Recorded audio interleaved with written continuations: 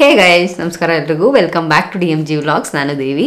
ಈ ವಿಡಿಯೋದಲ್ಲಿ ನಿಮಗೆ ನ್ಯೂ ಬಾರ್ನ್ ಬೇಬೀಸ್ನ ಹೆಂಗೆ ಕೇರ್ ಮಾಡಬೇಕು ಅಥವಾ ಯಾವ ವಿಷಯಗಳು ಗೊತ್ತಿರಬೇಕು ನ್ಯೂ ಬಾರ್ನ್ ಪಾಪುನ ಹ್ಯಾಂಡಲ್ ಮಾಡಬೇಕಾದ್ರೆ ನಾನೇನು ಕಲ್ತಿದ್ದೀನಿ, ಸೊ ಅದನ್ನ ಶೇರ್ ಮಾಡೋಕ್ಕೆ ಇಷ್ಟಪಡ್ತೀನಿ. So this video is all about that. So ನಾನು ಜಾಸ್ತಿ ಪೇರೆಂಟಿಂಗ್ ಬಗ್ಗೆ ವೀಡಿಯೋಸ್ಗಳನ್ನ ಹಾಕ್ತಿರ್ತೀನಿ. ಸೊ ಸಬ್ಸ್ಕ್ರೈಬ್ ಮಾಡ್ಕೊಳ್ಳಿ ನನ್ನ ಚಾನಲ್ನ. ಸೊ ನಿಮ್ಗೇನಾದರೂ ಈ ಥರ ವಿಷಯಗಳು, ಪೇರೆಂಟಿಂಗ್ ಬಗ್ಗೆ ಒಂದಷ್ಟು ವಿಷಯಗಳು ಗೊತ್ತಾಗಬೇಕು ಅಂತ ಇದ್ದರೆ ಕಮೆಂಟ್ ಮಾಡಿ, ಅದ್ರ ಬಗ್ಗೆ ವಿಡಿಯೋ ಮಾಡೋಕ್ಕೆ ಟ್ರೈ ಮಾಡ್ತೀನಿ. So let's start this vlog then. So first ಒಂದಷ್ಟು ಟಾಪ್ 10 ವಿಷಯಗಳನ್ನ ಹೇಳ್ತೀನಿ one by one. So first ಒಂದು frequent feeding. So frequent feeding ಅಂತ ಬಂದಾಗ ಈ ಹಾಸ್ಪಿಟಲಲ್ಲಿ ಆ್ಯಕ್ಚುಲಿ ಹೇಳ್ತಾರೆ ನಿಮಗೆ ಎವ್ರಿ 2 to 3 hours ಪಾಪಗೆ ಫೀಡ್ ಮಾಡ್ತಾ ಇರಬೇಕು ಅಂತ. ಸೊ ಈ ಫೀಡಿಂಗ್ ಅಂತ ಬಂದಾಗ ಅದೊಂದು ಫುಲ್ ಬಿಗ್ ಸಬ್ಜೆಕ್ಟ್ ಅದು. ಸೊ ಅದ್ರ ಬಗ್ಗೆ ವಿಲ್ ಸಿ. ಬಟ್ ಸೊ ಇಲ್ಲಿ ನಾನು ಏನು ಹೇಳಬೇಕು ಅಂತಿದ್ದೀನಿ ಅಂದರೆ, ಪಾಪುಗೆ ಅಟ್ಲೀಸ್ಟ್ ಫಾರ್ 1 month ಏನಿದೆ ನ್ಯೂ ಬಾರ್ನ್ ಸ್ಟೇಜ್ ಏನಿರುತ್ತೆ, ಅಟ್ಲೀಸ್ಟ್ 1.5 ಅಥವಾ 2 months ಅವ್ರಿಗೂ ಎಕ್ಸ್ಟೆಂಡ್ ಮಾಡಿದ್ರು okay. So at least for 1 month every 2 to 3 hours feed ಮಾಡ್ತಾ ಇರಬೇಕು ಪಾಪುಗೆ, which is very very important.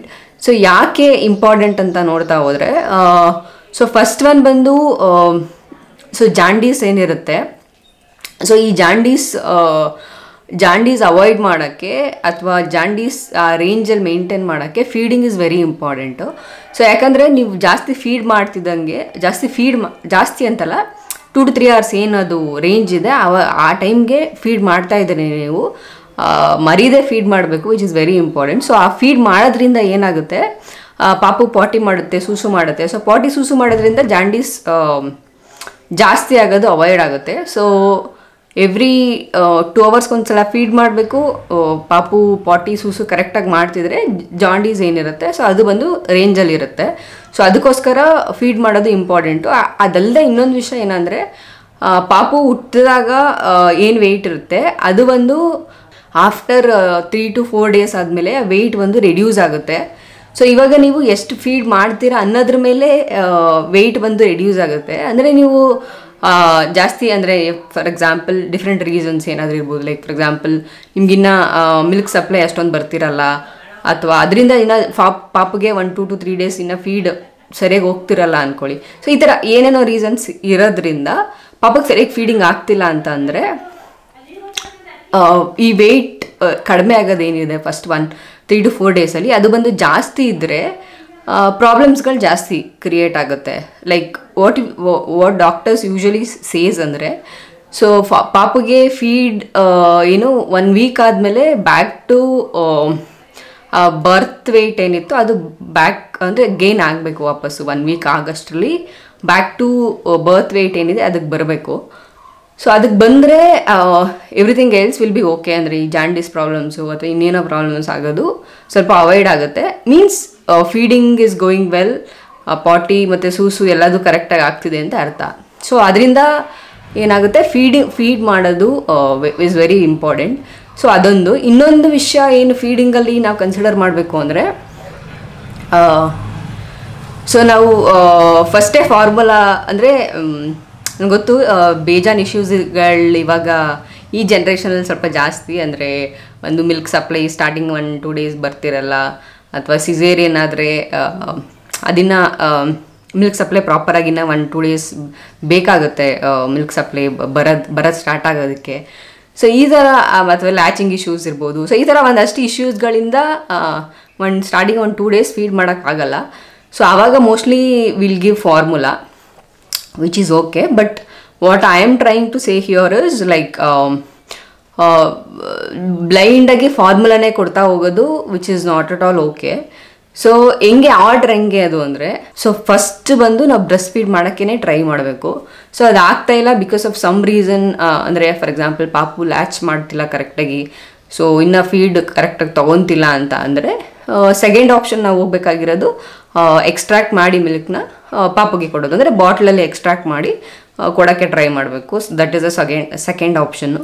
So ಅದು ವರ್ಕ್ ಆಗ್ತಿಲ್ಲ ಅಂದರೆ, ಲೈಕ್ ಮಿಲ್ಕ್ ಸಪ್ಲೈ ಸರಿಯಾಗಿ ಬರ್ತಿಲ್ಲ, ಸೊ ಏನಾದರೂ ರೀಸನ್ಸಿಂದ ಅದು ಆಗ್ತಿಲ್ಲ ಅಂದರೆ ಥರ್ಡ್ ಆಪ್ಷನ್ ನಾವು ಫಾರ್ಮುಲಾಗೆ ಹೋಗಬೇಕು. So this is the cycle we need to follow. So third option ಅಂದರೆ we should always try for breastfeeding, but ಇದು ಆಗ್ತಿಲ್ಲ, ಸೆಕೆಂಡ್ ಹೇಳಿದ ಆಪ್ಷನ್ ಅದು ಆಗ್ತಿಲ್ಲ ಅಂದಾಗ ಲಾಸ್ಟ್ ಆಪ್ಷನ್ ಬಂದು ಫಾರ್ಮುಲಾಗೆ ಹೋಗಬೇಕು. ಸೊ ಈ ಥರ ಫಾಲೋ ಮಾಡಿ, ನಾನು ಅದೇ ಥರ ಮಾಡಿದ್ದು actually. Basically what I am trying to say is like ಈ ಥರ ಏನಾದರೂ ಮಾಡಿ ಬಟ್ ಪಾಪುಗೆ ಕರೆಕ್ಟಾಗಿ ಫೀಡ್ ಮಾಡೋದು ವಿಚ್ ಈಸ್ ವೆರಿ ಇಂಪಾರ್ಟೆಂಟ್. ಇಲ್ಲಾಂದರೆ ಅಳೋದು, ಪಾಪು ವಿಲ್ ಬಿ ಕ್ರ್ಯಾಂಕಿ, ಹೊಟ್ಟೆ ತುಂಬಿಲ್ಲ ಅಂದರೆ ನಾವು ಹೆಂಗೆ ಅಳ್ತೀವೋ ಅಥವಾ ಇರಿಟೇಟೆಡ್ ಸ್ಟೇಜು ಆ ಥರ ಎಲ್ಲ ಇರುತ್ತೆ. ಸೊ ಪಾಪುನು ಅದೇ ಥರ ಅಳ್ತಿರುತ್ತೆ, ಅಳೋದ್ರಿಂದ ನಿದ್ದೆ ಮಾಡಲ್ಲ. ಸೊ ಈ ಥರ ಎಲ್ಲ ಪ್ರಾಬ್ಲಮ್ ಸ್ಟಾರ್ಟ್ ಆಗುತ್ತೆ. So just be aware that frequent feeding for the babies are very important. So ಆವಾಗ ಪಾಪು ಹೊಟ್ಟೆ ತುಂಬಿದರೆ ನಿದ್ದೆ ಮಾಡುತ್ತೆ. ಸೊ ಎಲ್ಲದು ಪಾಪು ನಿದ್ದೆ ಮಾಡಿದ್ರೆ ಎಲ್ಲದು ಸ್ಮೂತಾಗಿ ಹೋಗುತ್ತೆ. ಸೊ ಇದನ್ನು ಗಮನದಲ್ಲಿ ಇಟ್ಕೊಳ್ಳಿ, frequent feeding is very important. Next one ಬಂದು ಯಾವ ಬಟ್ಟೆ ಯೂಸ್ ಮಾಡ್ತೀರಾ ನ್ಯೂ ಬಾರ್ನ್ಸ್ಗೆ ಅನ್ನೋದು ವೆರಿ ಇಂಪಾರ್ಟೆಂಟು. ಸೊ ಬಟ್ಟೆಗಳಲ್ಲಿ ಬಂದರೆ ಡಿಫ್ರೆಂಟ್ ಟೈಪ್ಸ್ ಇದೆ. ಮೋಸ್ಟ್ಲಿ ವಿ ಶುಡ್ ನ್ಯೂ ಬಾರ್ನ್ಸ್ಗೆ we should use only cotton clothes ಅಥವಾ ಮಸ್ಲಿನ್ ಕ್ಲಾತ್ಸ್ ಅಂತ ಹೇಳ್ತಾರೆ. ಸೊ ಆ ಥರ ಕ್ಲಾತ್ಸ್ ಅಷ್ಟೇ ಯೂಸ್ ಮಾಡಬೇಕು. ಬೇಸಿಕಲಿ ನಾನು ಏನು ಹೇಳಕ್ಕೆ ಟ್ರೈ ಮಾಡ್ತಿದ್ದೀನಿ ಇಲ್ಲಿ ಅಂದರೆ, ಸೊ ಯಾವ ಕ್ಲಾತ್ಸ್ ಯೂಸ್ ಮಾಡ್ತಿದ್ದೀರಾ ಪಾಪುಗೆ ಅನ್ನೋದು you should be aware of that. Like ಯಾವ ಕ್ಲಾತ್ಸ್ ಯೂಸ್ ಮಾಡ್ಬೋದು, ಯಾವ ಕ್ಲಾತ್ಸ್ ಇನ್ ದ ಸೆನ್ಸ್ ಈಗ ಬೆಡ್ಡಿಂಗ್ ಮಾಡೋಕ್ಕೆ, ರ್ಯಾಪ್ ಮಾಡೋಕ್ಕೆ, ಡೈಲಿ ವೇರು ಅಥವಾ ಫಾರ್ ಎಕ್ಸಾಂಪಲ್ ವಾಶ್ ಕ್ಲಾತ್ಸ್ ಏನಿರುತ್ತೆ ಸೊ ಅದನ್ನೆಲ್ಲ ಯಾವ ಬಟ್ಟೆಯಿಂದ ತಯಾರು ಮಾಡಿರ್ತಾರೆ ಅಥವಾ ಯಾವ ಮೆಟೀರಿಯಲಿಂದ ತಯಾರು ಮಾಡಿರ್ತಾರೆ ಅನ್ನೋದು ಕನ್ಸಿಡರ್ ಮಾಡಬೇಕು. ಸೊ ಅದನ್ನೆಲ್ಲ ನೋಡ್ಕೊಂಡು ಮಾಡಿ. ಇದು which is recommended clothes type ಬಂದು ಮಸ್ಲಿನ್ ಕ್ಲಾತ್ಸು ಅಥವಾ ಕಾಟನ್ ಕ್ಲಾತ್ಸ್ ಏನಿರುತ್ತೆ ಸೊ ಅದನ್ನೇ ಯೂಸ್ ಮಾಡಬೇಕು ಪಾಪುಗೆ, ನ್ಯೂ ಬಾರ್ನ್ಸ್ಗೆ ಎಸ್ಪೆಷಲಿ. ಸೊ ಅದನ್ನು ಸ್ವಲ್ಪ ಗಮನದಲ್ಲಿ ಇಟ್ಕೊಂಡು ಯಾವ ಥರ ಬಟ್ಟೆಗೆ ಯೂಸ್ ಮಾಡ್ತಿದ್ದೀರಾ ಅಂತ ನೋಡ್ಕೊಳ್ಳಿ. ಇನ್ನೊಂದು ಯಾವ್ದು ಯೂಸ್ ಮಾಡಬಾರ್ದು ಅಂದರೆ ಸ್ವೆಟರ್ ಥರ ಬರುತ್ತೆ ಅಥವಾ ಸ್ವಲ್ಪ ತಿಕ್ ಕ್ಲಾತ್ಸ್ ಬರುತ್ತೆ ನೋಡಿ. ಸೊ ನನ್ನ ಇಮೇಜ್ ನಾನು ಆ್ಯಡ್ ಮಾಡೋಕ್ಕೆ ಟ್ರೈ ಮಾಡ್ತೀನಿ. ಬಟ್ ಆ ಥರ ಕ್ಲಾತ್ಸ್ನ ಅವಾಯ್ಡ್ ಮಾಡಿ. ಯಾಕೆ ಅಂದರೆ ಫಾರ್ ಎಕ್ಸಾಂಪಲ್ ಆ ಥರ ಕ್ಲಾತ್ಸಲ್ಲಿ ನೀವೇನಾದರೂ ರ್ಯಾಪ್ ಮಾಡೋಕ್ಕೆ ಟ್ರೈ ಮಾಡಿದಾಗ ಅಥವಾ ಸ್ವೆಟ್ರ್ ಥರ ಕ್ಲಾತ್ಸ್ ಬರುತ್ತೆ ನೋಡಿ. ಸೊ ಆ ಥರ ಸ್ವೆಟ್ರ್ ಹಾಕಿದಾಗ ಸೊ ಅದರೆಲ್ಲದರಿಂದ ಓವರ್ ಹೀಟ್ ಆಗೋ ಚಾನ್ಸಸ್ ಇರುತ್ತೆ. ಸೊ ಓವರ್ ಹೀಟಿಂದ ಮತ್ತು ಫೀವರ್ ಬರೋ ಚಾನ್ಸಸ್ ಇರುತ್ತೆ. ಸೊ ಪಾಪುಗೆ ಬೆಚ್ಚಗಿಡಬೇಕು ವಿಚ್ ಇಸ್ ಇಂಪಾರ್ಟೆಂಟ್, ಅಥವಾ ರ್ಯಾಪ್ ಮಾಡಬೇಕು ವಿಚ್ ಇಸ್ ಇಂಪಾರ್ಟೆಂಟ್. ರ್ಯಾಪ್ ಅಥವಾ ಸ್ವಾಡಲ್ ಮಾಡೋದು important. At the same time overheat ಆಗಬಾರ್ದು, ಎಸ್ಪೆಷಲಿ ಇನ್ ಸಮ್ಮರ್ ಸೀಸನ್ಸು. ಇವಾಗ ಸಮ್ಮರ್ ಇದೆ ಅಲ್ವಾ, ಸೊ ಈ ಸೀಸನ್ಸ್ಗಳಲ್ಲೆಲ್ಲ we should be aware of that. Like wrap ಮಾಡಬೇಕು ನ್ಯೂ ಬಾರ್ನ್ಸ್ಗೆ ಅಂದ್ಬಿಟ್ಟು.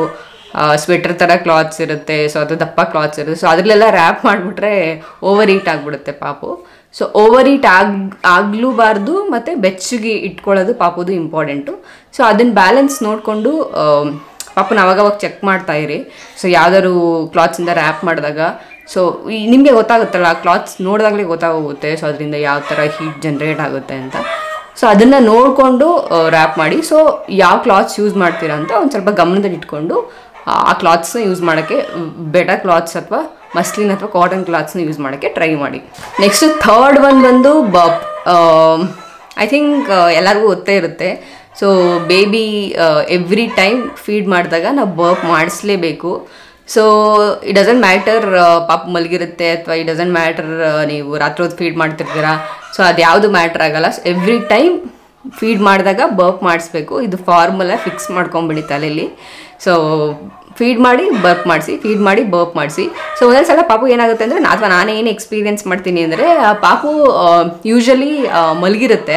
ಸೊ ಆವಾಗ ಬರ್ಪ್ ಮಾಡಿಸೋದು ಸ್ವಲ್ಪ ಕಷ್ಟ. ಅಥವಾ ಏನನ್ನಿಸ್ತಾ ಇರುತ್ತೆ ನಮಗೆ ಅಂದರೆ, ಪಾಪು ಮಲ್ಕೊಂಬಿಟ್ಟಿದೆ ಅಲ್ವಾ, ಈಗ ಎದೊಳ್ಸೋದು ಬೇಡ, ಮಲಗಿಸ್ಬಿಡೋಣ ಹಂಗೆ ಅಂತ ಅನಿಸ್ತಿರುತ್ತೆ. ಬಟ್ ಆ ಥರ ಮಾಡೋಕ್ಕೆ ಹೋಗಬೇಡಿ. So every time without missing burp ಮಾಡಿಸ್ಲೇಬೇಕು. ಬಿಕಾಸ್ ನ್ಯೂ ಬಾರ್ನ್ಸಲ್ಲಿ ಈ ಗ್ಯಾಸ್ ಅಥವಾ ಕೋಲಿಕ್ ಇಶ್ಯೂಸ್ ಏನಿದೆ ಅದು ಜಾಸ್ತಿ ಆಗುತ್ತೆ. ಅದರಿಂದ ಏನು ಮಾಡಿ, ಬರ್ಪ್ ಮಾಡಿಸೋದನ್ನ ಮಿಸ್ ಮಾಡಿಬಿಡಿ, ಯಾವಾಗಲೂ ಬರ್ಪ್ ಮಾಡಿಸಿ. ಸೊ ಇಲ್ಲೊಂದು ಕೋಳಿ ಕೂಗ್ತಾನೇ ಇದೆ, ಕೋಳಿ ಅಲ್ಲ ಹುಂಜ, ನಂಗೆ ಗೊತ್ತಿಲ್ಲ ಕೇಳಿಸ್ತಿದೆಯಾ ವೀಡಿಯೋಲಿ. ಸೊ ಕೇಳಿಸ್ತಿದ್ರೆ I am really sorry about that. Okay, next ಏನಂದರೆ, make sure your baby is ಏನು ಹಾಲು ಕರೆಕ್ಟಾಗಿ ಕುಡಿತಾ ಇದೆ, ಬರ್ಪ್ ಕರೆಕ್ಟಾಗಿ ಮಾಡಿಸ್ತಾ ಇದ್ದೀರಾ, ಸೂಸು ಪಾಟಿ ಕರೆಕ್ಟ್ ಟೈಮ್ ಮಾಡ್ತಾ ಇದೆ, ನಿದ್ದೆ ಕರೆಕ್ಟಾಗಿ ಮಾಡ್ತಿದೆ, ಎಕ್ಸೆಸಿವ್ ಕ್ರೈಯಿಂಗ್ ಇಲ್ಲ. ಸೊ ಇದನ್ನೆಲ್ಲ ಅಬ್ಸರ್ವ್ ಮಾಡ್ತಾ ಇರಿ. ಸೊ ಇದಿಷ್ಟು ಕರೆಕ್ಟಾಗಿ ಆಗ್ತಿದೆ ಅಂದರೆ so everything is going well ಅಂತಲೇ ಅರ್ಥ. ಬಿಕಾಸ್ ಏನೇ ಪ್ರಾಬ್ಲಮ್ ಇದ್ರೂ ಪಾಪುಗೆ ಫಸ್ಟ್ ಬರೋದು ಅಳದೆ. ಸೊ ಪಾಪು ಅಳ್ತಿದೆ ಅಂದರೆ ದೇರ್ ಇಸ್ ಸಮಥಿಂಗ್ ರಾಂಗ್. ಅಥವಾ ಸೊ ಇವಾಗ ನಾವು ಆ್ಯಕ್ಚುಲಿ ನಾನು ಇವಾಗ ಪಾಪಗೆ ಸ್ವಲ್ಪ ಡೈಪರ್ ಯೂಸ್ ಮಾಡ್ತೀನಿ, ಮೋಸ್ಟ್ಲಿ ನೈಟ್ ಟೈಮ್ ಅಥವಾ ನೈಟ್ ಟೈಮ್ ಅಂತೂ ಯೂಸ್ ಮಾಡ್ತೀನಿ. ಸೊ ಬೆಳಗ್ಗೆನೂ ಅಷ್ಟೇ ಒಂದ್ಸಲ ಸ್ನಾನ ಆದಮೇಲೆ ಒಂದ್ಸಲ ಡೈಪರ್ ಹಾಕಿರ್ತೀನಿ, ಯಾಕಂದರೆ ಸ್ವಲ್ಪ ಜಾಸ್ತಿ ಲಾಂಗ್ ಟೈಮ್ ಮಲ್ಕೊತಾಳೆ ಅವಳು ಅಂತ. ಬಿಕಾಸ್ ಇಲ್ಲಾಂದರೆ ಅದರ್ವೈಸ್ ಹಂಗೆ ಬಿಟ್ಟಿರ್ತೀನಿ, ಅಥವಾ ಇದು ಏನದು ನ್ಯಾಪಿ ಕ್ಲಾತ್ಸ್ ಏನು ಬರುತ್ತೆ ಆ ಕ್ಲಾತ್ಸ್ನ ಯೂಸ್ ಮಾಡ್ತೀನಿ. ಸೊ ಈ ಥರ ಕಾಂಬಿನೇಷನ್ ಮಾಡ್ಕೊಳ್ಳಿ. ಯಾಕೆ ಹೇಳ್ತಾ ಇದ್ದೀನಿ ಇದನ್ನ ಅಂದರೆ, ಬಿಕಾಸ್ ರ್ಯಾಷಸ್ ಆಗೋ ಚಾನ್ಸಸ್ ಇರುತ್ತೆ, ರ್ಯಾಷಸ್ಸಿಂದ ಅಳೋ ಚಾನ್ಸಸ್ ಇರುತ್ತೆ. So whatever happens to the baby, ಪಾಪು ಎಕ್ಸೆಸಿವ್ ಆಗಿ ಅಳ್ತಿಲ್ಲ ಅಂದರೆ ದೆರ್ ಇಸ್ ನಥಿಂಗ್ ರಾಂಗ್ ಅಂತ, ಅಥವಾ ಪಾಪು ಫೀಡಿಂಗ್ ಕರೆಕ್ಟಾಗಿ ತಗೋತಿದೆ ಮತ್ತು ನಿದ್ದೆ ಕರೆಕ್ಟಾಗಿ ಮಾಡ್ತಿದೆ ಅಂದರೆ, ಸೊ ಆಲ್ಮೋಸ್ಟ್ ಇನ್ ಮಿಕ್ಕಿದ್ದು ಎಲ್ಲದು ಪಾಪುಗೆ everything is going well with the baby ಅಂತ ಅರ್ಥ. ಸೊ ಇದಿಷ್ಟನ್ನ ಯಾವಾಗಲೂ ಅಬ್ಸರ್ವ್ ಮಾಡ್ತಾ ಇರಿ. ಪಾಟಿ ಮಾಡ್ತಿದ್ಯಾ ಕರೆಕ್ಟಾಗಿ, ಸುಸು ಮಾಡ್ತಿದ್ಯಾ ಅಂದರೆ ಒಂದು ದಿನಕ್ಕೆ 2 to 3 ಟೈಮ್ಸ್ ಪಾಟಿ ಮಾಡಬೇಕು, ಅಥವಾ ಒಂದು ದಿನಕ್ಕೆ 5 to 6 ಟೈಮ್ಸು ಸುಸು ಮಾಡಬೇಕು. ಸೊ ಇದನ್ನೆಲ್ಲ ಕರೆಕ್ಟಾಗಿ ಮಾಡ್ತಿದ್ಯಾ ಅಂತ ಅಬ್ಸರ್ವ್ ಮಾಡ್ಕೊಳ್ಳಿ. ಸೊ ಇದು ಕರೆಕ್ಟಾಗಿ ಆಗ್ತಿದೆ ಅಂದರೆ ಎವ್ರಿಥಿಂಗ್ ಇಸ್ ಗೋಯಿಂಗ್ ವೆಲ್ ಅಂತ ಅರ್ಥ. ಸೊ ಇದನ್ನ ಅಬ್ಸರ್ವ್ ಮಾಡೋದು ಇಂಪಾರ್ಟೆಂಟು. ಸೊ ಅದರಲ್ಲೇ ಗೊತ್ತಾಗೋಗುತ್ತೆ if there is something wrong with the baby or not ಅಂತ. ಬಿಕಾಸ್ ಎಸ್ಪೆಷಲಿ ನ್ಯೂ ಬಾರ್ನ್ಸ್ನ ಅರ್ಥ ಮಾಡ್ಕೊಳ್ಳೋದು ತುಂಬ important. Since they are very small ಅಥವಾ ಇನ್ನು ಫ್ರೆಜೈಲ್ ಥರ ಅವರು. ಸೊ ಅದಕ್ಕೆ ಇದಿಷ್ಟನ್ನ ಅಬ್ಸರ್ವ್ ಮಾಡಿಕೊಂಡ್ರೆ ಮೋಸ್ಟ್ಲಿ ಇದಿಷ್ಟು ಕರೆಕ್ಟಾಗಿ ಹೋಗ್ತಿದ್ರೆ everything is going well with the baby ಅಂತ ಅರ್ಥ. ನೆಕ್ಸ್ಟ್ ಒಂದು ನ್ಯೂ ಬಾರ್ನ್ಸ್ಗೆ ಸನ್ಲೈಟ್ ಎಕ್ಸ್ಪ್ಲೋಜರ್ ಮಾಡಿಸೋದು, ಅಂದರೆ ಬಿಸಿಲೇ ಇರುತ್ತೆ. ಸೊ ಬಿಸಿಲಿಗೆ ಯೂಶಲಿ ಯಾರು ಗೊತ್ತಿರುತ್ತೆ ಇದು. ಸೊ ಬಿಸಿಲಿಗೆ ಪಾಪುನ ಬೆಳಗ್ಗೆ ಬಿಸಿಲಿಗೆ ಅಥವಾ ಸಾಯಂಕಾಲ ಬಿಸಿಲಿಗೆ ಪಾಪುನ ತೋರಿಸ್ಬೇಕು ಅಂತ ಹೇಳ್ತಾರಲ್ಲ, ಸೊ ಅದ್ರ ಬಗ್ಗೆ ಹೇಳ್ತಾ ಇದ್ದೀನಿ ನಾನು. ಸೊ ಏನಕ್ಕೆ ಅದನ್ನ ಮೆನ್ಷನ್ ಮಾಡ್ತಿದ್ದೀನಿ ಅಂದರೆ, ಬಿಸಿಲು ತೋರಿಸ್ಬೇಕು ಅಂದ್ಬಿಟ್ಟು ಹೋಗ್ಬಿಟ್ಟು ಮಧ್ಯಾಹ್ನದ ಟೈಮಲ್ಲಿ ಏನು ಬಿಸಿಲು ಜೋರಾಗಿ ಬರ್ತಿರುತ್ತೆ ಅಲ್ಲೂ ಅವಾಗ ಹೋಗಿ ತೋರಿಸೋದು ಆ ಥರ ಎಲ್ಲ ಮಾಡೋಕ್ಕೆ ಹೋಗ್ಬೇಡಿ. ಸೊ ಯಾವ ಟೈಮಲ್ಲಿ ಅಂದರೆ ಬೆಳಗ್ಗೆ ಬಿಸಿಲೇ ಇರುತ್ತೆ ಅದು, ಅಥವಾ ಈವ್ನಿಂಗ್ ಟೈಮಲ್ಲಿ ಬಿಸಿಲು ಬರ್ತಿರುತ್ತಲ್ಲ ಅದು. ಸೊ ಆ ಟೈಮ್ಗೆ ಬಿಸಿಲಿಗೆ ಪಾಪು ಸ್ವಲ್ಪ ಬಟ್ಟೆ ಬಿಚ್ಚಿ ಸ್ವಲ್ಪ ಬಿಸಿಲಿಗೆ ತೊಗೊಂಡೋಗಿ ಇಡೀರಿ ಪಾಪುನ. ಸೊ ನೀಟಾಗಿ ಬಿಸಿಲು ಬರೋ ಜಾಗದಲ್ಲಿ. ಸೊ ಅದು ಏನು ಸನ್ಲೈಟ್ ಇದೆ ಅದು ತೊಗೊಳೋದು ಇಂಪಾರ್ಟೆಂಟು ಪಾಪುಗೆ, ನ್ಯೂ ಬಾರ್ನ್ಸ್ಗೆ ಎಸ್ಪೆಷಲಿ. ನೆಕ್ಸ್ಟ್ ಒನ್ ಏನು ಅಂದರೆ, ಈ ಕನ್ಫ್ಯೂಷನ್ ನನಗೂ ಇತ್ತು. ಸೊ ಪಾಪುಗೆ ಡಿಸ್ಚಾರ್ಜ್ ಆಗಿ ಬಂದ ತಕ್ಷಣ ಸ್ನಾನ ಮಾಡಿಸ್ಬೋದಾ ಇಲ್ವಾ ಅಂತ. ಬಟ್ ನಾನು ಡಾಕ್ಟರ್ ಕೇಳಿದಾಗ ಅಥವಾ ಡಿಸ್ಚಾರ್ಜ್ ಆಗಲೂ ಕೇಳಿದಾಗ ಸೊ ಸ್ನಾನ ಮಾಡಿಸ್ಬೋದು ಆ್ಯಕ್ಚುಲಿ. ಸೊ ಯಾಕೆ ಅದನ್ನ ಮೆನ್ಷನ್ ಮಾಡ್ತಿದ್ದೀನಿ ಅಂದರೆ, ಸೊ ಅಂಬಲಿಕಲ್ ಕಾರ್ಡ್ ಇನ್ನೂ ಅಟ್ಯಾಚ್ ಆಗಿರುತ್ತೆ ಪಾಪುಗೆ. ಸೊ ಆವಾಗ ಸ್ನಾನ ಮಾಡಿಸ್ಬೋದಾ ಅಥವಾ ನೀರು ಹಾಕ್ಬೋದಾ ಅಂತ ಒಂದಷ್ಟು ಕನ್ಫ್ಯೂಷನ್ಸ್ ಇರುತ್ತೆ. ಸೊ ನಾನು ಗೊತ್ತಿರೋ ಪ್ರಕಾರ ಅಥವಾ ನಾನು ಮಾಡಿರೋದು ಇದನ್ನೇ, ಅಂಬಲಿಕಲ್ ಕಾರ್ಡ್ ರಿಮೂವ್ ಆಗೋಕ್ಕೆ ಅಟ್ಲೀಸ್ಟ್ 1 ವೀಕ್ ತೊಗೊಳುತ್ತೆ, ಅದಾಗದೆ ಬಿದ್ದೋಗೋಕ್ಕೆ. ಸೊ ಅಲ್ಲಿವರೆಗೂ ಸ್ನಾನ ಮಾಡಿಸ್ಬೋದು ನೀವು. ಸೊ ಸ್ನಾನ ಮಾಡಿಸಿದ ತಕ್ಷಣ ಅಲ್ಲಿಗೆ ಅರಿಶಿನ ಹಾಕೋದು, ಎಣ್ಣೆ ಹಾಕೋದು ಅದು ಏನು ಮಾಡೋಕ್ಕೆ ಹೋಗ್ಬೇಡಿ. ಸೊ ಅದ್ರ ಪಾಡ್ಗೆ ಅದು ಬಿಡಿ, ಅದ್ರ ಪಾಡ್ಗೆ ಅದು ರಿಕವರ್ ಆಗುತ್ತೆ. ಅನ್ಲೆಸ್ ಈ ಕ್ಯೂ ಆಗೋದು ಅಥವಾ ಇನ್ನೇನೋ ಪ್ರಾಬ್ಲಮ್ಸ್ ನಿಮ್ಗೆ ಆ ಏರಿಯಾದಲ್ಲಿ ಕಾಣಿಸ್ತಿಲ್ಲ ಅಂದರೆ ಸೊ ಏನು ಮಾಡೋಕ್ಕೆ ಹೋಗ್ಬೇಡಿ. ಸೊ ನಾನು ಆ ಥರ ಇಶ್ಯೂಸ್ನ ಫೇಸ್ ಮಾಡಿಲ್ಲ. ಸೊ ಅದರಿಂದ ಆದರೆ ಏನು ಮಾಡೋದು ಅನ್ನೋದಕ್ಕೆ ನಾನು ಸಜೆಷನ್ ಕೊಡೋಕ್ಕೆ ಇಷ್ಟಪಡಲ್ಲ. ಬಟ್ ನಾನೇನು ಹೇಳ್ತೀನಿ ಅಂದರೆ, ಅನ್ಲೆಸ್ ಅರಿಶಿನ ಹಾಕೋದು ಅಥವಾ ಆಯಿಲ್ ಹಾಕೋದು ಆ ಥರ ಏನು ಮಾಡೋಕ್ಕೆ ಹೋಗ್ಬೇಡಿ. ಸೊ ನೀವೇನಾದರೂ ಆ ಜಾಗದಲ್ಲಿ ಏನಾದರೂ ಪ್ರಾಬ್ಲಮ್ಸ್ ನಿಮಗೆ ಕಾಣಿಸಿದ್ರೆ ಅಂಬಲಿಕಲ್ ಕಾರ್ಡಲ್ಲಿ, ಸೊ ಡಾಕ್ಟ್ರಿಗೆ ತೋರಿಸಿ ಅಷ್ಟೇ. ಡಾಕ್ಟ್ರ್ ಹೇಳ್ತಾರೆ ಏನು ಮಾಡಬೇಕು ಅಂತ. ಸೊ ನೀವೇನು ಡಿಸಿಷನ್ ತೊಗೊಳಕ್ಕೆ ಹೋಗ್ಬೇಡಿ ಅಂತ ನಾನು ಹೇಳ್ತೀನಿ.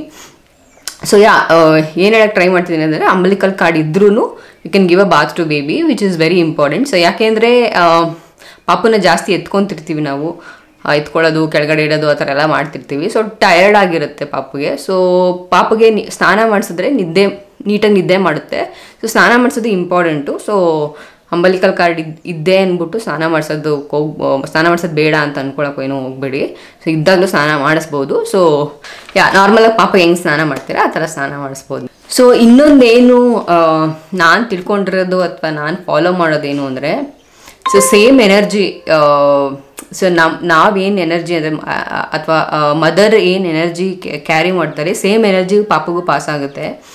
ಸೊ ಏನು ಹೇಳಕ್ಕೆ ಟ್ರೈ ಮಾಡ್ತಿದ್ದೀನಿ ಅಂದರೆ, ನಾನು ಬಿ ಪಾಸಿಟಿವ್, ಅಥವಾ not even B positive, be like for example ಪಾಪು ಅಳ್ತಿರುತ್ತೆ ಅಂದ್ಕೊಳ್ಳಿ. ಸೊ ಆವಾಗ ನಾವು ಟೆನ್ಷನ್ ಆಗಿ ನಾವು ಸ್ಯಾಡ್ ಫೇಸಲ್ಲಿದ್ದರೆ ಸೇಮ್ ಎನರ್ಜಿ ಪಾಪಗೂ ಪಾಸ್ ಆಗುತ್ತೆ. ಸೊ ಅದರಿಂದ ಏನು ಮಾಡಬೇಕು, ನಾವು ಕಾನ್ಫಿಡೆಂಟ್ ಆಗಿರಬೇಕು. ನಮಗೆ ಕಾನ್ಫಿಡೆಂಟ್ ಇರಬೇಕು. ಓಕೆ, ನ್ಯೂ ಬಾರ್ನ್ಸ್ನ ನಾವು ಹ್ಯಾಂಡ್ಲ್ ಮಾಡ್ಬೋದು. ಸೊ ಪಾಪು ಅಳ್ತಿದ್ರು it's okay, we can it's okay ಅಂದರೆ ಪಾಪು ಅಳ್ತಿದೆ ಅಂತ ಬಿಟ್ಬಿಡಿ ಅಂತ ಹೇಳ್ತೀರ ನಾನು.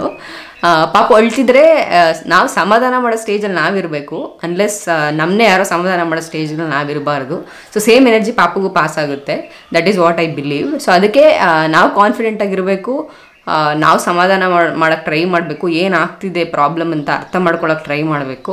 ಸೊ ಆವಾಗ everything will be okay. Unless ಪಾಪು ಅಳ್ತಿದೆ ಅಂತ ನಾವು ಜೊತೆ ಸೇರ್ಕೊಂಡು ಹತ್ರೆ ಸೊ ದೇರ್ ಇಸ್ ನೋ, ಏನು ಸಾಲ್ವ್ ಆಗಲ್ಲ ಅದರಿಂದ. ಸೊ ಅದಕ್ಕೆ ನಂಗೆ ಎಷ್ಟೊಂದು ಮದರ್ಸ್ಗೆ ಅಥವಾ ಫಸ್ಟ್ ಟೈಮ್ ಪಾಪು ಆಗಿದ್ದವ್ರಿಗೆ ಅಥವಾ ಇಟ್ ಡಸಂಟ್ ಮ್ಯಾಟರ್, ನೀವು ಸೆಕೆಂಡ್ ಬೇಬಿ ಆಗಿದ್ರೂ ಅಷ್ಟೇ. ಸೊ ಈ ನ್ಯೂ ಬಾರ್ನ್ ಸ್ಟೇಜ್ ಅನ್ನೋದೇ ಒಂದು ಸ್ವಲ್ಪ ಕಷ್ಟ ಸ್ಟೇಜು, ಅಥವಾ ಕಲಿಯೋದು ತುಂಬ ಇರುತ್ತೆ, ಅಥವಾ ನಮ್ಮ ಬಾಡಿನೂ which is going lot of things. ಪಾಪುಗೂ ಅಷ್ಟೇ ಎಲ್ಲದೂ ಹೊಸದು.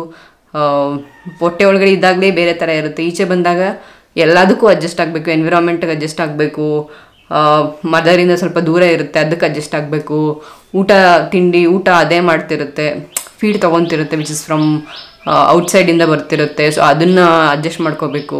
ಸೊ ಎಲ್ಲದು everything is a process which is going through. So it's okay, just be confident and just try to handle better way ಅಷ್ಟೇ. ಸೊ ಎಲ್ಲದ್ರ ಬಗ್ಗೆನೂ ತಿಳ್ಕೊಳ್ಳಿ, ಒಂದೊಂದಾಗಿ ಇದನ್ನು ಹೆಂಗೆ ಮಾಡಬೇಕು ಅಂತ ಎಲ್ಲದು ಕಲ್ತ್ಕೊಂಡು ಮಾಡ್ತಾ ಹೋಗಿ, ಸ್ವಲ್ಪ ಕಾನ್ಫಿಡೆಂಟ್ ಆಗಿರಿ ಅಷ್ಟೇ. ಸೊ ಎಲ್ಲದು ಸರಿ ಹೋಗುತ್ತೆ ಅಂತ ಹೇಳ್ತೀನಿ ನಾನು. ಸೊ ಆಮೇಲೆ ಇನ್ನೊಂದು ಸ್ವಾಡಲ್ ಬೇಬಿ, ಸ್ವಾಡಲ್ ಮಾಡೋದು ಇಂಪಾರ್ಟೆಂಟ್ ಪಾಪನ. At least for 1 month you should every time ಪಾಪಗೆ ಸ್ನಾನ ಮಾಡಿಸಿದಾಗ ಎಸ್ಪೆಷಲಿ, ಅಥವಾ night time especially, different season, winter season. So ನೋಡ್ಕೊಳ್ಳಿ, ಯಾವಾಗ ಚಳಿ ಜಾಸ್ತಿ ಇರುತ್ತೆ ಈ ಸೀಸನ್ಗಳಲ್ಲಿ ಸ್ವಾಡಲ್ ಮಾಡೋದು ಇಂಪಾರ್ಟೆಂಟು. ಸೊ ಸ್ವಾಡಲ್ ಬಗ್ಗೆನೇ ನಾನು ಇನ್ನೊಂದು ಬೇರೆ ವಿಡಿಯೋ ಮಾಡೋಕ್ಕೆ ಟ್ರೈ ಮಾಡ್ತೀನಿ. So you will get more information about it. But generally try to swaddle a baby, especially ಮಲಗಿಸೋವಾಗ. ಸೊ ಯಾಕೆ ಅಂದರೆ ಹೊಟ್ಟೆ ಒಳಗಡೆ ಎನ್ವಿರಾನ್ಮೆಂಟ್ ಬೇರೆ ಥರ ಇರುತ್ತೆ ಪಾಪಗೆ, ಅಥವಾ ಸ್ವಲ್ಪ ಬಿಸಿನೇ ಇರುತ್ತೆ. ಅಂದರೆ ಸೊ ಈಚೆ ಬಂದಾಗ ಲೈಕ್ ಜಾಸ್ತಿ ಸ್ಪೇಸ್ ಇರಲ್ಲ, ಎಸ್ಪೆಷಲಿ ಸ್ಪೇಸ್ ಹೊಟ್ಟೆ ಒಳಗಡೆ ಕೈ ಕಾಲು ಮೂವ್ ಮಾಡೋಕ್ಕೆ ಜಾಸ್ತಿ ಸ್ಪೇಸ್ ಇರಲ್ಲ ಪಾಪಗೆ. ಸೊ ಅದಕ್ಕೆ ಅಡ್ಜಸ್ಟ್ ಆಗಿರುತ್ತೆ ಅದು. ಸೊ ಈಚೆ ಬಂದಾಗ ಮೂವ್ ಮಾಡೋಕ್ಕೆ ಸ್ಪೇಸ್ ಇರುತ್ತೆ, ಅಥವಾ ಸೊ ಈಚೆ ಬಂದಾಗ ಈ ಎನ್ವಿರಾನ್ಮೆಂಟ್ಗೆ ಅಡ್ಜಸ್ಟ್ ಆಗಬೇಕು ಪಾಪು. ಆಮೇಲೆ ಸೊ ಸೇಮ್ ಏನು ಹೇಳ್ತಾರೆ ಅಂದರೆ, ನಾನು ಎಲ್ಲೋ ಓದಿದ್ದೆ, ಟಿಲ್ 1 monthsವರೆಗೂ ಪಾಪು ತಲೆಯಲ್ಲಿ ಇನ್ನು ಹೊಟ್ಟೆ ಒಳಗಡೆ ಇದ್ದೀನಿ ಅನ್ನೋ ಫೀಲಿಂಗೇ ಇರುತ್ತಂತೆ. ಸೊ ಆ ಫೀಲ್ ಕೊಡೋದು ನಾವು ಇಂಪಾರ್ಟೆಂಟು. ಸೊ ಆವಾಗ ಏನಾಗುತ್ತೆ, ಪಾಪು mentally okay, I am still inside, I am still secure. So ಆ ಥರ ಫೀಲ್ ಇರುತ್ತೆ ಪಾಪುಗೆ. ಸೊ ಆ ಫೀಲ್ನ ಕ್ರಿಯೇಟ್ ಮಾಡೋಕ್ಕೆ ಸ್ವಾಡಲ್ ಮಾಡಬೇಕು ನಾವು ಪಾಪುನ.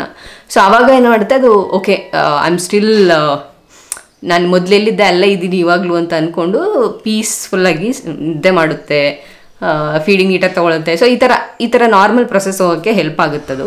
ಸೊ ಅಥವಾ ನಾರ್ಮಲ್ ಎನ್ವಿರಾನ್ಮೆಂಟ್ಗೆ ಅಡ್ಜಸ್ಟ್ ಆಗೋಕ್ಕೆ, ಅಥವಾ ಟ್ರಾನ್ಸ್ಫಾರ್ಮ್ ಏನಿದೆ ಹೊಟ್ಟೆ ಒಳಗಡೆಯಿಂದ ಈಚೆ ಬಂದಾಗ, ಸೊ ಅದಕ್ಕೆ ಅಡ್ಜಸ್ಟ್ ಆಗೋಕ್ಕೆ ಹೆಲ್ಪ್ ಆಗುತ್ತೆ ಸ್ವಾಡಲ್ ಮಾಡೋದ್ರಿಂದ. So try to swaddle a baby at least for 1 monthsವರೆಗೂ ಸ್ವಾಡಲ್ ಮಾಡೋಕ್ಕೆ ಟ್ರೈ ಮಾಡಿ ಪಾಪುನ. ಆಮೇಲೆ ಇನ್ನೊಂದು ನನಗೆ ಈ ಸಲ ಆ್ಯಕ್ಚುಲಿ ಗೊತ್ತಾಗಿದ್ದು, ಅಥವಾ ವೆನ್ ಪಾಪು ಜಾಸ್ತಿ ಅಳ್ತಿದ್ದಾಗ ಐ ಸ್ಟಾರ್ಟೆಡ್ ರಿಸರ್ಚಿಂಗ್, ಲೈಕ್ ಯಾಕೆ ಅಳ್ತಿದ್ದಾಳೆ, ಯಾವ್ಯಾವ ರೀಸನ್ನಿಂದ ಅಳ್ತಿರ್ಬೋದು ಅಂತ ನಾನು ತಿಳ್ಕೊಳ್ಳೋಕ್ಕೆ ಟ್ರೈ ಮಾಡಿದಾಗ ನಂಗೆ ಗೊತ್ತಾಗಿದ್ದು, there is a infection called UTA infection. ಅಂದರೆ ಯುರಿನರಿ ಇನ್ಫೆಕ್ಷನ್ ಆಗೋ ಚಾನ್ಸಸ್ ಇರುತ್ತೆ ಪಾಪುಗಳಿಗೆ. ಸೊ ಅದ್ರ ಬಗ್ಗೆನೂ ಅಷ್ಟೇ, ಅದು ನೋಡ್ಕೊತಾ ಇರಿ, ಅಬ್ಸರ್ವ್ ಮಾಡ್ಕೊತಾ ಇರಿ. ಅಂದರೆ ಏನು ಅಂದರೆ, ನಾರ್ಮಲಾಗಿ ಹುಡುಗಿ ಪಾಪಕ್ಕೆ ಜಾಸ್ತಿ ಆಗೋ ಚಾನ್ಸಸ್ ಇರುತ್ತೆ ಅಂತ ಹೇಳ್ತಾರೆ. ಬಟ್ ಇದು ಎಷ್ಟು ನಿಜನೋ ಎಷ್ಟು ಸುಳ್ಳು ಅಂತ ನಂಗೆ ಗೊತ್ತಿಲ್ಲ, ಯಾಕಂದರೆ ಅದ್ರ ಬಗ್ಗೆ ನಾನು ಜಾಸ್ತಿ ರಿಸರ್ಚ್ ಮಾಡೋಕ್ಕೆ ಹೋಗಿಲ್ಲ. But in generally UTA infection ಆಗೋ ಚಾನ್ಸಸ್ ಇರುತ್ತೆ ನ್ಯೂ ಬಾರ್ನ್ಸ್ ಬೇಬಿಗೆ. ಸೊ ಅದನ್ನ ಸ್ವಲ್ಪ ಅಬ್ಸರ್ವ್ ಮಾಡ್ತೀರಿ. ಸೊ UTA ಇನ್ಫೆಕ್ಷನ್ ಆದರೆ ಯೂಶಲಿ ಏನಾಗುತ್ತೆ, ಅಳ್ತಿರ್ತಾರೆ ಪಾಪುಗಳು ಏನು ಮಾಡುವಾಗ, ಯೂರಿನ್ ಪಾಸ್ ಮಾಡಾದಮೇಲೆ ಸೊ ಜೋರಾಗಿ ಅಳ್ತಿರ್ತಾರೆ ಒಂದು. ಇನ್ನೊಂದು ಫೀವರು ಅಥವಾ ಡಯೇರಿಯಾ ಈ ಥರ ಎಲ್ಲ ಬೇರೆ ಸಿಮ್ಟಮ್ಸ್ ಎಲ್ಲ ಇರುತ್ತೆ. ಸೊ ಈ ಥರ ಸಿಮ್ಟಮ್ಸ್ ಇದ್ದಾಗ ಸೊ ಯೂರಿನ್ ಕಲ್ಚರ್ ಟೆಸ್ಟ್ ಕೊಟ್ಟು ಒಂದು ಸಲ ಚೆಕ್ ಮಾಡ್ಕೊಳ್ಳಿ, ಮೇಕ್ ಶೋರ್ ಸೊ ಆ ಯೂರಿನ್ ಇನ್ಫೆಕ್ಷನ್ ಆಗಿದೆಯಾ ಇಲ್ವಾ ಅಂತ ಪಾಪಗೆ. ಸೊ ಅದನ್ನೊಂದು ಸ್ವಲ್ಪ ನೋಡ್ಕೊಳ್ಳಿ. ಬೇಬೀಸ್ ಎಕ್ಸೆಸಿವ್ಲಿ ಕ್ರೈಯಿಂಗ್ ನೀವೆಲ್ಲ, ಸೊ ಪಾಪು ಒಂದು ಜಾಸ್ತಿ ಅಳ್ತಿದ್ರೆ ನೀವು ಬೇರೆದೆಲ್ಲ ಟ್ರೈ ಮಾಡಿ, ಎಲ್ಲದೂ ನೋಡಿದ್ದೀವಿ ಬಟ್ ಯಾಕೆ ಅಂತ ಗೊತ್ತಾಗ್ತಿಲ್ಲ ಅಂದರೆ ಇದನ್ನು ಒಂದು ಸಲ ಅಬ್ಸರ್ವ್ ಮಾಡಿ. ಸೊ UTA ಇನ್ಫೆಕ್ಷನ್ ಆಗೋ ಚಾನ್ಸಸ್ ಇರುತ್ತೆ. ಸೊ ಅದೊಂದು ಸಲ ನೋಡ್ಕೊತಾ ಇರಿ ಯಾವಾಗಲೂ ಪಾಪುಗೆ. ಸೊ ಇನ್ನೊಂದು ಡೈಪರ್ ರ್ಯಾಷಸ್ ಬಗ್ಗೆ ಸ್ವಲ್ಪ ಅಬ್ಸರ್ವ್ ಮಾಡ್ತಾ ಇರಿ. ಸೊ ಡೈಪರ್ ರ್ಯಾಷಸ್ ಹೆಂಗಾಗುತ್ತೆ ಅಂದರೆ, ಮೋಸ್ಟ್ಲಿ ರೆಡ್ ಕಲರ್, ಅಂದರೆ ಇವಾಗ ಫಾರ್ ಎಕ್ಸಾಂಪಲ್ ಪಾಪು ಜಾಸ್ತಿ ಸ್ವಲ್ಪನೇ ಪಾಟಿ ಪಾಸ್ ಮಾಡ್ತಿರುತ್ತೆ ಅಂದರೆ, ಅಥವಾ ಜಾಸ್ತಿ ಸೂಸು ಮಾಡ್ತಿದೆ ಅಂದರೆ, ಸೊ ನೀವು ಜಾಸ್ತಿ ಡೈಪರ್ ಯೂಸ್ ಮಾಡ್ತಿರ್ತೀರ, ಅದು ಆ ಏರಿಯಾ ಏನಿದೆ ಸೊ ಅದು ಒಂದು ಗಾಳಿಗೆ ಎಕ್ಸ್ಪ್ಲೋಜರ್ ಆಗಿಲ್ಲ ಅಂದರೆ, ಅಥವಾ ನೀವು ಯಾವಾಗಲೂ ಡೈಪರ್ ಯೂಸ್ ಮಾಡ್ತಿದ್ರೆ ಬೈ 24/7 ಅಂದರೆ ನ್ಯೂ ಬಾರ್ನ್ಸ್ಗೆ ಡೈಪರ್ ಯೂಸ್ ಮಾಡಿದ್ರೆ for at least for 1 months, so you should be aware of rashes. So ಆ ರ್ಯಾಷಸ್ ಆಗ್ತಿದೆಯಾ ಅಂತ ಒಂದು ಸ್ವಲ್ಪ ಹಂಗೆ ನೋಡ್ಕೊತಾ ಇರಿ. ಸೊ ರ್ಯಾಷಸ್ ಆಗೋ ಚಾನ್ಸಸ್ ಜಾಸ್ತಿ ಇರುತ್ತೆ, ಸೊ ಅದರಿಂದ ಅಳೋ ಚಾನ್ಸಸ್ ಇರುತ್ತೆ. ಸೊ ಅದಕ್ಕೆ ರ್ಯಾಷಸ್ ಕ್ರೀಮ್ ಬರುತ್ತೆ, ಸೊ ಅದನ್ನ ಯೂಸ್ ಮಾಡಿ. ನಾನು ಆಗಲೇ ಹೇಳ್ದಾಗೆ ಕಾಂಬಿನೇಷನ್ನ ಟ್ರೈ ಮಾಡಿ, ಡೈಪರು ರಾತ್ರಿ ಹೊತ್ತು ಮತ್ತು ಬೆಳಿಗ್ಗೆ ಹೊತ್ತು ನ್ಯಾಪೀಸ್ ಯೂಸ್ ಮಾಡೋದು, ಸೊ ಆ ಥರ ದಟ್ ವಿಲ್ ಆಲ್ಸೋ ವರ್ಕ್. ಅಥವಾ ನೀವು ಡೈಪರ್ ರ್ಯಾಷಸ್ ಕ್ರೀಮ್ ಬರುತ್ತೆ, ಸೊ ಅದನ್ನ ಯೂಸ್ ಮಾಡಿದ್ರೆ that is also okay. But you should be aware of rashes ಏನಿದೆ, ಡೈಪರ್ ರ್ಯಾಷಸ್ಸು. ಸೊ ಅದನ್ನ ಸ್ವಲ್ಪ ಅಬ್ಸರ್ವ್ ಮಾಡ್ತಾ ಇರಿ. ಆ ಏರಿಯಾದಲ್ಲಿ ಜಾಸ್ತಿ ಸೂಸು ಅಥವಾ ಜಾಸ್ತಿ ಪಾಟಿ ಮಾಡ್ತಾಯಿದ್ರೆ ರ್ಯಾಷಸ್ ಆಗೋ ಚಾನ್ಸಸ್ ಇರುತ್ತೆ. ಅಥವಾ ನೀವು ಡೈಪರ್ ಫ್ರೀಕ್ವೆಂಟಾಗಿ ಚೇಂಜ್ ಮಾಡ್ತಿಲ್ಲ ಅಂದರೆ for example as soon as ಪಾಟಿ ಮಾಡಿದ ತಕ್ಷಣ ಡೈಪರ್ ಚೇಂಜ್ ಮಾಡಬೇಕು, ಸೂಸು ಮಾಡಿದ ತಕ್ಷಣ ಡೈಪರ್ ಚೇಂಜ್ ಮಾಡಬೇಕು. ಸೊ ಅದನ್ನ ಯಾವಾಗಲೂ ನೋಡ್ತಾ ಇರಬೇಕು. ಸೊ ಆವಾಗ ರ್ಯಾಷಸ್ ಆಗೋದು ಚಾನ್ಸಸ್ ಕಡಿಮೆ ಇರುತ್ತೆ. ಸೊ ನೀವು ಲಾಂಗ್ ಟೈಮ್ ಬಿಟ್ಟರೆ ರ್ಯಾಷಸ್ ಆಗೋ ಚಾನ್ಸಸ್ ಇರುತ್ತೆ. So either way you just keep observing rashes ಆಗಿದೆಯಾ ಅಂದರೆ. ಸೊ ಆ ಏರಿಯಾ ಏನಿದೆ ಡೈಪರ್ ಏರಿಯಾ, ಸೊ ಅಲ್ಲಿ ಒಂದು ರೆಡ್ ಕಲರ್ ಆಗುತ್ತೆ. ಸೊ ಆವಾಗ ಅದನ್ನ ರ್ಯಾಷಸ್ ಅಂತ ಕರೀತಾರೆ. ಸೊ ಅದಾಗದೇ ಇರೋ ಥರ ನೋಡ್ಕೊಳ್ಳಿ. ಅದಾದರೆ ರ್ಯಾಷ್ ಕ್ರೀಮ್ ಯೂಸ್ ಮಾಡಿ ಈ ರ್ಯಾಷಸ್ ಆಗುತ್ತಾ ಇಲ್ವಾ ಅಂತ ಒಂದ್ಸಲ ಯಾವಾಗಲೂ ಚೆಕ್ ಮಾಡ್ಕೊತಾ ಇರಿ, ವಿಚ್ ಇಸ್ ಇಂಪಾರ್ಟೆಂಟ್. ಸೊ ಇನ್ನೊಂದು ಐ ಥಿಂಕ್ ಇದು ಮೊದಲಿಂದನೂ ಫಾಲೋ ಮಾಡ್ತಾರೆ as a tradition, as an Indian tradition. ನಾವು ಏನು ಅಂದರೆ ಸ್ಯಾನಿಟೈಸ್ ಆಗಿರೋದು ಅಥವಾ ಹೈಜೀನ್ ಆಗಿರೋದು ಪಾಪುಗೆ, ನ್ಯೂ ಬಾರ್ನ್ಸ್ ಎಸ್ಪೆಷಲಿ ಪಾಪುಗೆ ಕಿಸ್ ಮಾಡೋದು ಅದೆಲ್ಲ ಮಾಡೋಕ್ಕೆ ಹೋಗ್ಬಿಡಿ. ಅಥವಾ ಬೇರೆಯವರು ಪಾಪುನ ಎತ್ಕೊಂಡಾಗ ಕಿಸ್ ಮಾಡೋದು ಅದೆಲ್ಲ ಬಿಡಬೇಡಿ, ಅಟ್ಲೀಸ್ಟ್ ಫಾರ್ ನ್ಯೂ ಬಾರ್ನ್ಸ್ 1-2 ಮಂತ್ಸ್ವರೆಗೂ. ಮತ್ತು ಅದೇ ಹೇಳ್ತಾರಲ್ಲ ನಮ್ಮ ಕಡೆ ಎಲ್ಲ ಬಾಣ್ತಿ ಅವ್ರ ಮನೆಗೆ ಬರೋಕ್ಕಿಂತ ಮುಂಚೆ ಕೈಕಾಲು ತೊಳ್ಕೊಂಡು ಬರಬೇಕು ಒಳಗಡೆ, ಅಥವಾ ರೂಮ್ ಬರೋಕ್ಕಿಂತ ಮುಂಚೆ ಕೈಕಾಲು ತೊಳ್ಕೊಂಡು ಬರಬೇಕು ಅಂತ. ಇದು ನಾವು ಯೂಶ್ವಲಿ ಫಾಲೋ ಮಾಡ್ತೀವಿ. ಬಟ್ ಅದು ಸ್ವಲ್ಪ ಇವೆಂಚುಲಿ ಅದೆಲ್ಲ ಫಾಲೋ ಮಾಡೋದು ಬಿಟ್ಟಿದ್ದೀವಿ. ಬಿಕಾಸ್ ಇಲ್ಲಿ ಬ್ಯಾಂಗ್ಳೂರ್ಲೆಲ್ಲ ಇದ್ದರೆ ನೀವು ಕಾಲು ತೊಳ್ಕೊಂಡು ಬರೋಕ್ಕೆಲ್ಲ ಯಾರು ವಾಶ್ರೂಮ್ಗೆ ಹೋಗಿ ಕಾಲು ತೊಳ್ಕೊಂಡು ಬರೋಲ್ಲ. ಬಟ್ ಅಟ್ಲೀಸ್ಟ್ ಸ್ಯಾನಿಟೈಸ್ ಮಾಡಿಕೊಂಡು ಪಾಪನ ಎತ್ಕೊಳ್ಳೋಕ್ಕಿಂತ ಮುಂಚೆ ಈ ಥರ ಹೈಜೀನ್ನ ಮೇಂಟೈನ್ ಮಾಡಿ, which is very important with the newborns. So next one ಬಂದು start massaging your newborn. ಅಂದರೆ ಅಟ್ಲೀಸ್ಟ್ ಅಂಬಲಿಕಲ್ ಕಾರ್ಡ್ ರಿಮೂವ್ ಆದಾಗಿಂದ ಮಸಾಜ್ ಮಾಡೋಕ್ಕೆ ಸ್ಟಾರ್ಟ್ ಮಾಡ್ಬೋದು, ಅಥವಾ ಆಫ್ಟರ್ 10 days ಮಸಾಜ್ ಮಾಡೋಕ್ಕೆ ಸ್ಟಾರ್ಟ್ ಮಾಡ್ಬೋದು ಪಾಪಗೆ. It doesn't matter umbilical cord ಇದ್ರೂ. ಬಟ್ ನಾನು ಸ್ಟಾರ್ಟ್ ಮಾಡಿದ್ದು ಅಂಬಲಿಕಲ್ ಕಾರ್ಡ್ ರಿಮೂವ್ ಆದಮೇಲೆ ಮಸಾಜ್ ಮಾಡೋಕ್ಕೆ ಸ್ಟಾರ್ಟ್ ಮಾಡಿದೆ. ಎಸ್ಪೆಷಲಿ ನಿಮ್ಮ ಪಾಪಗೆ ಕೋಲಿಕ್ ಅಥವಾ ಗ್ಯಾಸ್ ಇಶ್ಯೂಸ್ ಇದ್ದರೆ, ಅಥವಾ ಎಕ್ಸೆಸಿವ್ ಕ್ರೈಯಿಂಗ್ ಆ ಥರ ಏನಾದರೂ ಇಶ್ಯೂಸ್ ಇದ್ದರೆ ಮಸಾಜ್ ಮಾಡಿ ಬಾಡಿನ. ಸೊ ಅದು ಸ್ವಲ್ಪ ರಿಲ್ಯಾಕ್ಸ್ ಆಗೋಕ್ಕೆ ಅಥವಾ ನಿದ್ದೆ ಮಾಡೋಕ್ಕೆ ಹೆಲ್ಪ್ ಮಾಡುತ್ತೆ ಪಾಪಕ್ಕೆ. ಸೊ ಕೋಲಿಕ್ ಇಶ್ಯೂಸ್ ಇದ್ದರೆ ಗ್ಯಾಸ್ ಹೊಟ್ಟೆ ಭಾಗ ಏನಿರುತ್ತೆ, ಸೊ ಅದನ್ನು ಸ್ವಲ್ಪ ಜಾಸ್ತಿ ಕಾನ್ಸಂಟ್ರೇಟ್ ಮಾಡಿ ಮಸಾಜ್ ಮಾಡಿ. ಸೊ ಆವಾಗ ಗ್ಯಾಸ್ ರಿಲೀಸ್ ಮಾಡೋಕ್ಕೆ ಹೆಲ್ಪ್ ಆಗುತ್ತೆ ಪಾಪಗೆ. So you start massaging your newborns after 10 days ಆದಮೇಲೆ, ಅಥವಾ ಅಂಬಲಿಕಲ್ ಕಾರ್ಡ್ ರಿಮೂವ್ ಆದಮೇಲಿಂದ ಮಸಾಜ್ ಮಾಡೋಕ್ಕೆ ಸ್ಟಾರ್ಟ್ ಮಾಡಿ ಪಾಪುಗೆ. ಸೊ ಇನ್ನೊಂದು ನಾನು ಅಬ್ಸರ್ವ್ ಮಾಡಿದ್ದೇನು ಅಂದರೆ ಈ ರಿಫ್ಲೆಕ್ಟ್ಸ್ ಅಂತ ಏನು ಹೇಳ್ತಾರೆ, ಅಥವಾ ಪಾಪು ಯಾವಾಗಲೂ ಬೆಚ್ಚ ಬೀಳ್ತಾ ಇರುತ್ತೆ ಗೊತ್ತಾ, ಅಥವಾ ಬೆಚ್ಚ ಬೀಳೋದು ಅಂತಲೇ ಹೇಳ್ತಾರೆ ನಮ್ಮ ಕಡೆ, ಗೊತ್ತಿಲ್ಲ ನಿಮ್ದು ಯಾವ ವರ್ಡ್ಸ್ ಯೂಸ್ ಮಾಡ್ತಾರೋ. ಬೇಸಿಕಲಿ ಇಂಗ್ಲೀಷಲ್ಲಿ ಅದು ರಿಫ್ಲೆಕ್ಟ್ಸ್ ಅಂತ ಕರೀತಾರೆ. ಸೊ ಈ ರಿಫ್ಲೆಕ್ಟ್ಸ್ ಆಗೋದು ನ್ಯೂ ಬಾರ್ನ್ಸಲ್ಲಿ ಕಾಮನ್ನು. ಸ್ವಲ್ಪ ಸೌಂಡ್ ಆದಾಗ ಅಥವಾ ಸುಮ್ಮನೆನೂ ಪಾಪು ಬೆಚ್ಚ ಬೀಳ್ತಿರುತ್ತೆ, which is common and which is good also. ಅಂದರೆ ರಿಫ್ಲೆಕ್ಟ್ ಅಂದರೆ ಏನಾದರೂ ಆದಾಗ ಅದಕ್ಕೆ ರಿಯಾಕ್ಟ್ ಮಾಡಬೇಕು ಅನ್ನೋದು ನ್ಯೂ ಬಾರ್ನ್ಸಲ್ಲಿ ಇರುತ್ತೆ, ವಿಚ್ ಈಸ್ ನಾರ್ಮಲ್. ನಾವೇ ಅಷ್ಟೇ, ಯಾರಾದರೂ ಬಂದು ಜೋರಾಗಿ ಪಕ್ಕದಲ್ಲಿ ಕಿರ್ಚಿದ್ರೆ ನಾವು ರಿಯಾಕ್ಟ್ ಮಾಡ್ತೀವಲ್ವಾ. ಸೊ ಅದೇ ಥರ ಸೇಮ್ ಅಷ್ಟೇ ಪಾಪುನೂ ಅಷ್ಟೇ, ಅದೇ ಥರ ಎನ್ವಿರಾನ್ಮೆಂಟ್ ಸೌಂಡ್ಗಳಿಗೆ ಅಥವಾ ಸುತ್ತಮುತ್ತ ಆಗೋ ಚೇಂಜಸ್ಗಳಿಗೆ ಅದರ ರಿಫ್ಲೆಕ್ಷನ್ ಆಗ್ತಿರುತ್ತೆ, ಅಥವಾ ಆ ಥರ ಬೆಚ್ಚ ಬೀಳ್ತಿರುತ್ತೆ, which is common. Don't worry too much about it. ಅಥವಾ ಇದಿಷ್ಟು ವಿಷಯಗಳು ನಾನು ಕಲ್ತ್ಕೊಂಡು ಅಥವಾ ನಾನು ಯೂಸ್ ಮಾಡ್ತಿರೋ ಟಿಪ್ಸ್ ಅಥವಾ care, new borns care. So ಇದು ಬಿಟ್ಟು ಇನ್ನೇನಾದರೂ ನಿಮಗೆ ಗೊತ್ತಾಗಬೇಕು ಅಂತಿದ್ರೆ ಕಮೆಂಟ್ ಮಾಡಿ, ನಾನು ಆನ್ಸರ್ ಮಾಡೋಕ್ಕೆ ಟ್ರೈ ಮಾಡ್ತೀನಿ. ಸೊ ಇದೇ ಥರ ಜಾಸ್ತಿ ವೀಡಿಯೋಸ್ ನೋಡಬೇಕು ಅಂದರೆ ಸಬ್ಸ್ಕ್ರೈಬ್ ಮಾಡ್ಕೊಳ್ಳಿ, ನೋಟಿಫಿಕೇಷನ್ ಬಟನ್ನ ಕ್ಲಿಕ್ ಮಾಡಿ. ಸೊ ಹೊಸ ವೀಡಿಯೋ ಹಾಕಿದಾಗೆಲ್ಲ ನಿಮ್ಮ ನೋಟಿಫಿಕೇಷನ್ ಬರುತ್ತೆ. Thank you so much for watching till the end, guys. Love ya. Bye.